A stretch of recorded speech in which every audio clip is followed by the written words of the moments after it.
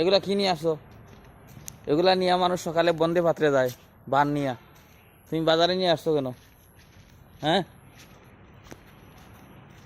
বন্দে ভাতরে মানুষ বান নিয়ে যায় না? ওয়ালাইকুম আসসালাম ওয়া রাহমাতুল্লাহ। আলহামদুলিল্লাহ। এখন দেখা যাচ্ছে ভান নিয়ে বাজারে আসতেছো, বুঝলাম না বিষয়টা।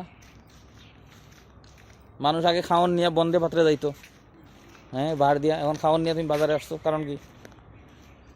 ঘুম সারে নাই?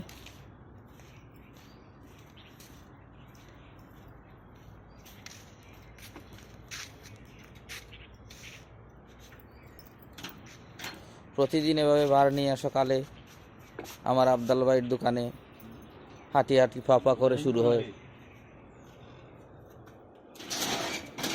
একটাতে সবজি আর একটাতে ডাল।